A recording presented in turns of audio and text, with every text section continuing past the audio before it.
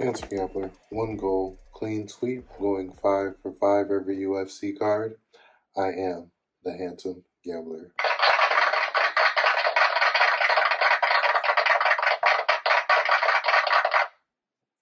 Thanks, folks. This week we're heading to UFC 320, Ankalaev V Pereira. Live from Paradise, Nevada. 2 titles on the line, 14 fights, very stacked card. I'm looking for all greens, but first, we have to recap last week's card.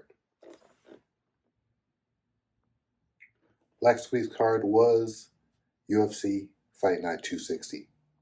I told y'all it was a great comeback week for me, a great comeback spot for me. I bounced back big time. I went 4-1, and I hit 4 of these fights exactly how I seen them going.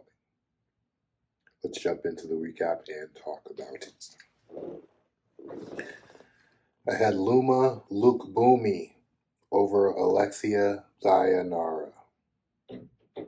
Alexia was everything people said she was. I didn't buy it. She was athletic, strong. Top game was incredibly heavy. Basically human backpack Lumi at times. Luma won moments of the stand-up, but that takedown defense needed urgent fixing, and that was my only L of the night. I didn't buy in. I should have. I will be fading her going forward, as that's not a good enough performance for her to be anywhere in the top 20 or 25 of the division. So I will be fading her from here on out. But great win. Fight number 2, I took Jimmy Crute over Ivan Ersland. I nailed this perfectly. I hit the money line. I hit the sub prop. He landed a reverse can opener. Strangest finish ever, but I'll take it. I don't know what's next for Jimmy Crute, as he is not a complete fighter, but he completely cashed for me this week. So thank you for that, Mr. Crute. Fight number 3 was Brando Perocic over Alicia Ellison. I hit the money line prop. I hit the KO prop. Dropped him and then finished him with some nasty ground and pound. That's how you debut in the UFC. City kickboxing stand-up. 50K bonus went to that cat. Hope he does good things. Fight number 4. Navajo Sterling over Rodolfo Bellato. Money line and the decision prop at plus money. I think I got that like plus 230. Classic 15-minute cookboxing match. Sterling cannot finish a sandwich. I think he's been fighting some tough guys. I think he needs a top 20 guy, because I want to see him either get a finish or get finished, but I need some action in these Navajo Sterling fights. Like, what is going on, bro? Fight number 5 was Jack Jenkins over Ramon Tavares. Very workmanlike performance for JJ. He isn't quite the same since that injury, that broken arm that he got from Chepe Mariscal. But he's back on track. I think this is a 2-fight winning streak for Jack Jenkins. Not the same fighter, but hey, at least he's winning. As for Ramon Tavares, I think he's peaked as a fighter. He needs to change his situation, not only fighting-wise, but life-wise. Don't know if anybody follows him out there, but he has a brother that got killed due to some gang violence. And the last I've heard, he chose to reside in those same neighborhoods and maybe hang out with those same people, and just refuses to change his life going forward. I really think he should take this loss as a wake-up call and get the hell out of there. Find a better city with a better camp, and you are a very talented young man, and you need to use this opportunity to do some good things. That's just my opinion. If you're out there, Mr. Tavares, like, do good things. Get the hell out of that situation and do good things. Now, jumping into the newest section of the podcast, which is growing on me, the Fade Parade. This week's winning losers. 2 guys that I cannot back anymore. are going to be Andre Petrosky and Dominic Reyes. Their chins are gone. Betting on them is like betting on a glass table in an earthquake. You're not going to win. Both of you guys just retire with some dignity, as you're just going to get touched and knocked out from here on out. Bow out with some dignity, take some grace, and just ride off into the sunset. Let's jump into the picks for this weekend's UFC 320. Ankalaev V Pereira 2. Let's get it. Right off the bat, I'm taking Youssef Zalal over Josh Emmett. Youth advantage, height advantage, 7-fight winning streak. He can win this fight by KO. He can win by sub. He can win by decision. He has too many weapons and too many ways to win this fight. If Josh Emmett takes too much damage in this fight, I can see him retiring. So I think this fight only goes one way. I don't care what the odds are. Zalal is winning. Zalal moneyline it. Fight number 2, I am taking Austin Vanderford over Ramiz Brahimaj.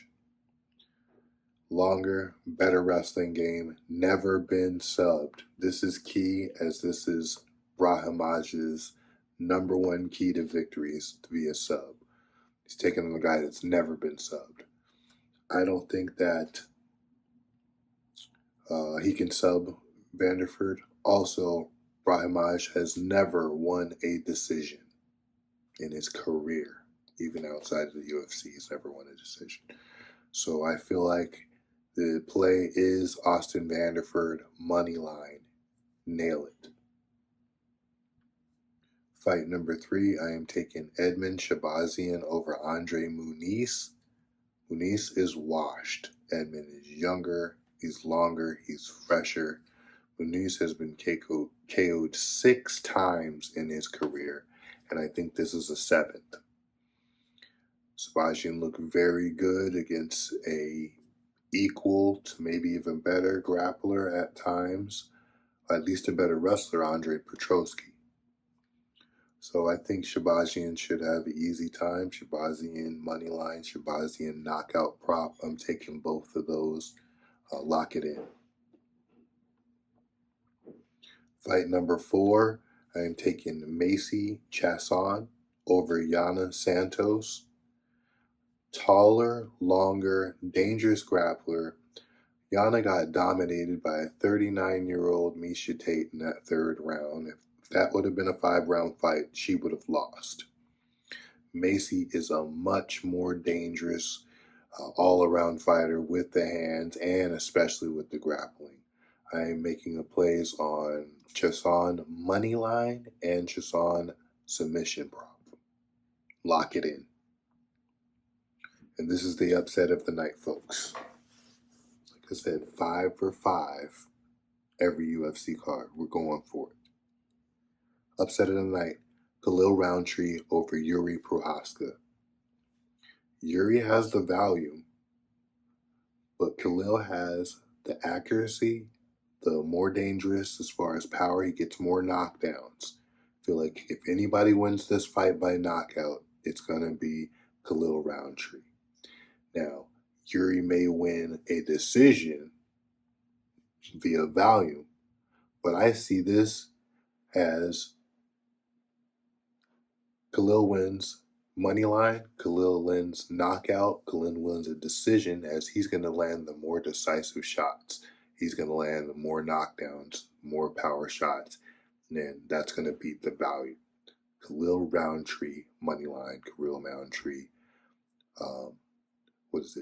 double chance, KO, decision. Those are the 2 bets. And of course, we have to jump into my unofficial main event lean.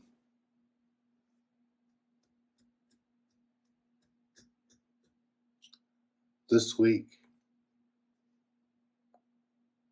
no surprise, Magomed Ankalaev over Alex Pereira inside the distance. This fight will not go the distance. He will either sub or knock Alex Pereira out on the feet or ground and pound. Both of those are options after that first fight. You've seen it with your own two eyes. If Alex is more aggressive, I think he gets starched. If Alex is more aggressive, I think the takedown is easier to come. Alex is in trouble in this fight by any way you look at it. I feel like Pereira's in trouble. That's how I see this fight going. There you have it, folks. Another episode in the books. Remember to punch the like button, parlay that with the share button, and hedge it with the subscribe button. Stay sharp, play smart, bet on charm, and win with style. I am the Handsum Gambler, and I'm cashing out, folks. See you next week. It's the greatest team of all time. That squad right there.